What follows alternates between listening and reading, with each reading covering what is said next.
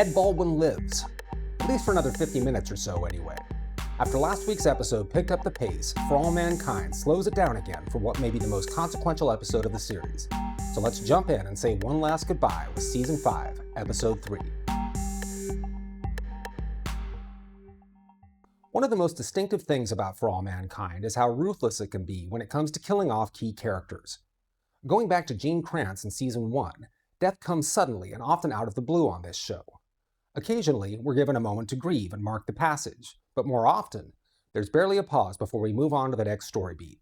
All of this makes Ed Baldwin's final episode unique in For All Mankind's history. Most of the hour is spent saying goodbye, with Ed's final act of defiance being his insistence on dying on his own terms, refusing any further treatment and sneaking out for one last round before quietly passing away in his own bed. In between, we see flashbacks to one of the formative events of Ed's life, his 2 weeks trapped behind enemy lines in the Korean War, a sequence that the show has apparently been looking for a way to incorporate going back to Season 3. As much as this seems like a violation of the show's cutthroat approach to character deaths, the departure of Ed Baldwin is such a monumental development, both on-screen and behind the scenes, that it demanded something more. Not only has Ed been our one constant across the 4 decades spanning these 43 episodes, Joel Kinnaman was instrumental in getting this show off the ground in the first place. In an exit interview with Collider, Kinnaman explains that a 5-season run was part of the showrunner's original pitch to him. The decision to kill him off now, just 3 episodes in, is part of the show's larger endgame to pass the baton to the younger characters.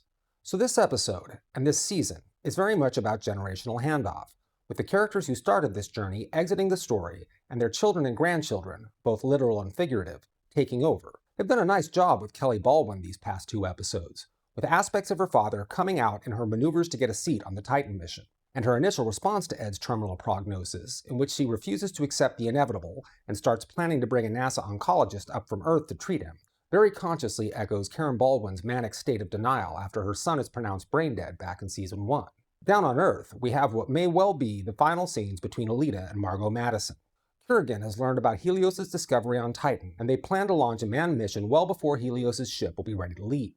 Margo points out that Helios already has a ship suitable for the mission, Sojourner 1, which has been collecting dust on the surface of Mars since it landed there back in Season 3. The scenes between Margo and Aleida parallel the ones between Ed and Kelly, the older characters urging their younger counterparts to leave them behind and continue to push forward into new frontiers.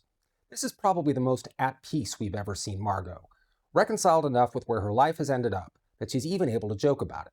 The way she absolves Aleida of her guilt for the part she played in Margo's imprisonment is genuinely touching, and it ties a nice bow on a relationship that goes all the way back to the first season. With her last connection to the outside world gone, I would assume that we've seen the last of Margo at this point, at least for this season. But then again, that's what I thought after she was hauled off to prison at the end of the last season, so maybe she'll pop up again down the line. Nobody's reinventing the wheel with this episode. The extended flashback scenes, in which Ed's mind drifts deliriously between the past and the present, are a well-worn trope when it comes to characters in medical jeopardy. And the final scene, where Ed walks out into the light, surrounded by the loved ones he's lost over the years, is the ultimate cheap gimmick, designed to tug on the audience's heartstrings. And it works beautifully. For anyone who's been on this journey for the past 5 seasons, I can't imagine getting through this episode without welling up at least a little. And the final image of the Mercury capsule orbiting the moon while Love Me Tender plays in the soundtrack is just about perfect. But now that Ed's gone, and maybe Margo too, the remaining cast will have to carry the full weight of the story through the remainder of this season and the next. And I'm still not sure if they're up to it. Celia's story in this episode leans even heavier on familiar tropes than Ed's, without the emotional weight to elevate it into something more.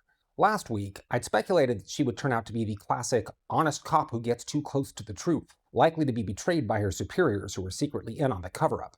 But now, it seems like they've cast her as a different stock type, the cop with a checkered past who nobody believes when she finally is really on to something. It's perfectly plausible that Sheriff James would be more concerned with managing the crisis at hand than giving Celia's suspicions a fair hearing.